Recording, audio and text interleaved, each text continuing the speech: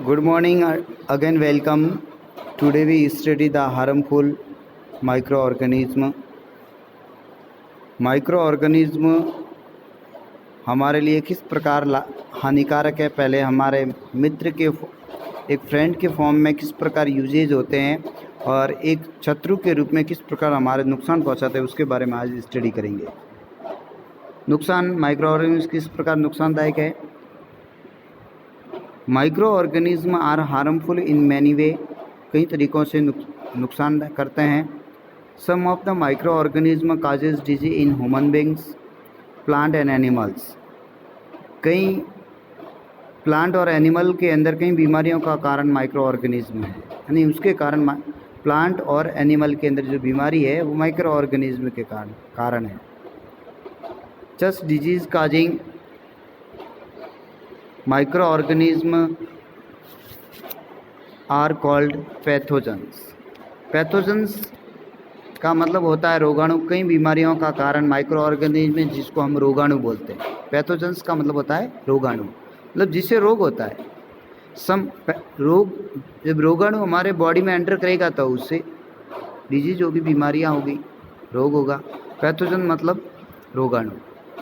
Some microorganism spoil food, clothing and leather, यानी कुछ हमारे माइक्रो ऑर्गेनिज्म हमारे भोजन को, हमारे कपड़े को, हमारे लेदर चमड़े को क्या करते हैं, खराब कर देते हैं, नष्ट कर देते हैं।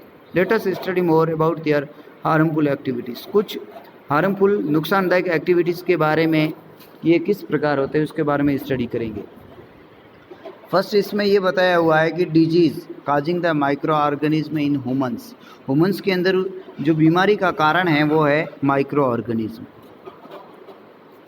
Pathogens enter our body through the air we breathe, the water we drink और द फूड वी ईट। यानी पैथोजन हमारे बॉडी में प्रवेश करता है, हवा जिससे हम श्वास में लेते हैं, वाटर जिसको पीते हैं, फूड जिसको हम खाते हैं, ईट करते हैं, उसके थ्रू हमारे बॉडी में एंटर कर देते हैं।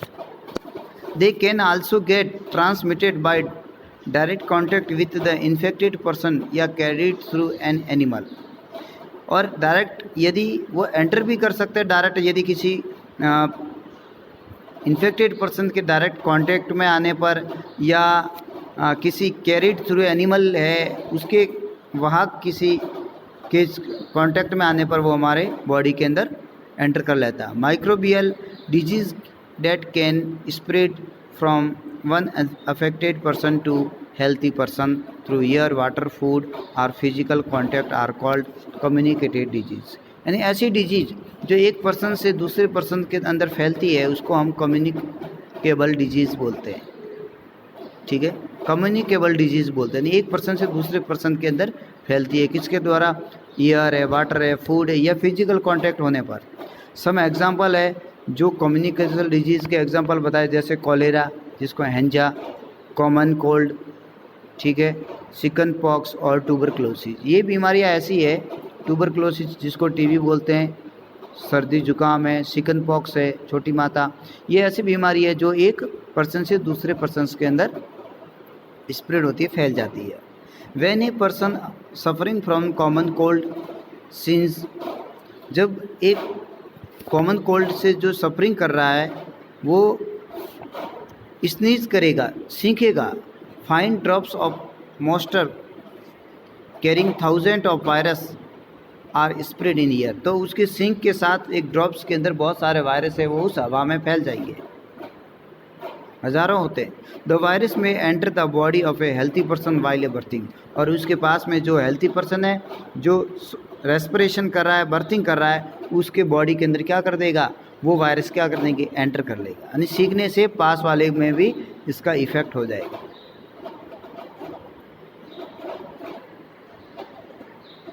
There are some insect and animals which act a carrier of disease causing microbes। कुछ ऐसे भी इंसेक्ट और एनिमल हैं जो बीमारी को कैरिंग करते हैं, वाहक के रूप में कार्य करते हैं, वो ले जाते हैं माइक्रोबीज को।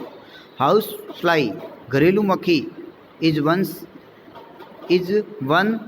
जस्ट कैरिड, वो एक वाहक है। The flies sit on the garbage and some एक्स्ट्राइज। यानी वो क्या करती है, वो गंदगी पर, ढेर पर या एनिमल एक्स्ट्राज पर बैठती है। पैथोजन स्टिक देयर बॉडी, और जो पैथोजन्स है, रोगाणु, वो उसकी बॉडी के चिपक जाते हैं। किसके? मधुमक्खी के।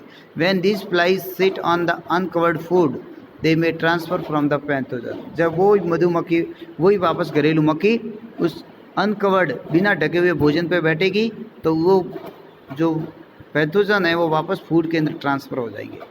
When ever it's the containment food is likely to get sick, और ऐसे भोजन को खाने से बीमार पड़ते हैं, सिक हो जाते हैं, बीमार, get sick.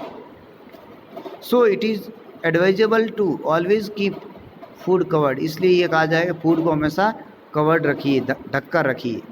Avoid consuming uncovered item of food, और अनकवर्ड जो आइटम है उसको दूर रहिए। Another example of carrier is the, दूसरा का एक एग्जाम्पल है फीमेल एनाफिलीज मॉस्किटोज। मच्छर है एनाफिलीज मच्छर, फीमेल, मादा, which carrying the parasite of malaria, वो मलेरिया के पैरासाइट को एक कैरियर करती है, ले जाती है। Female aedes mosquitoes act on carries of the dengue virus, dengue के वायरस को ये ले जाती है, एडीज जो मॉस्किटोज है। How can we control the spread of malaria and dengue, यानी मलेरिया और डेंगू को किस प्रकार हम कंट्रोल कर सकते हैं।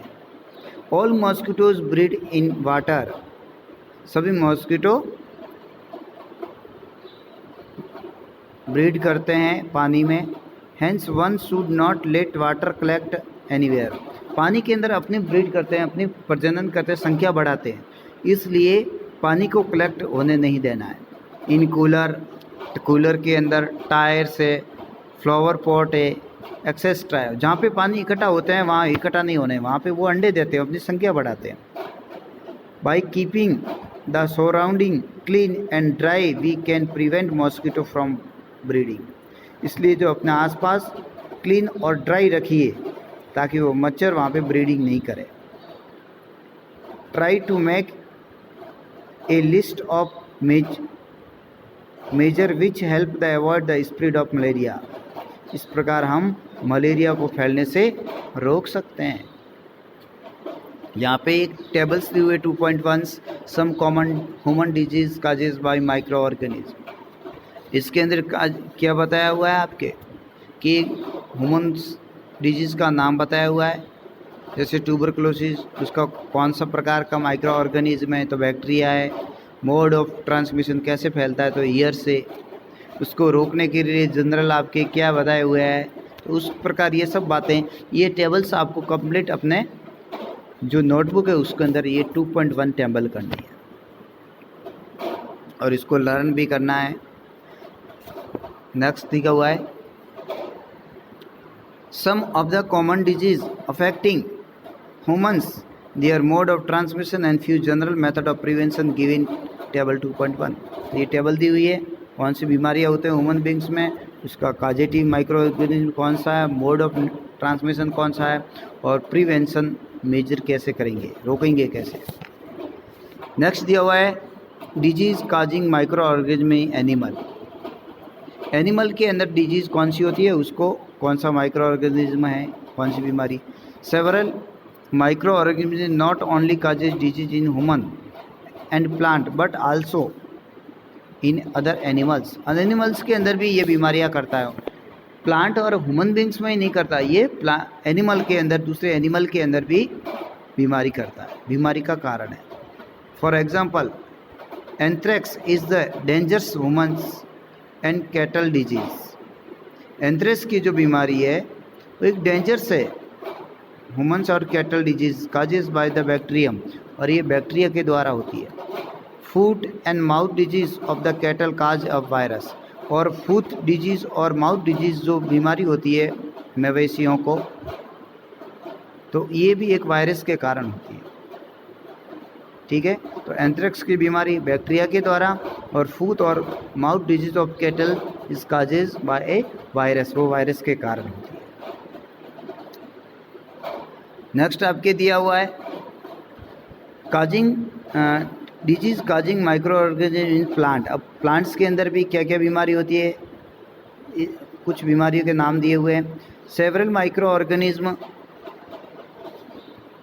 Causing disease in plant like wheat, rice, potato, sugar cane, orange, Apple and others. इसमें भी कुछ बीमारी का कारण है माइक्रो ऑर्गेनिज्म।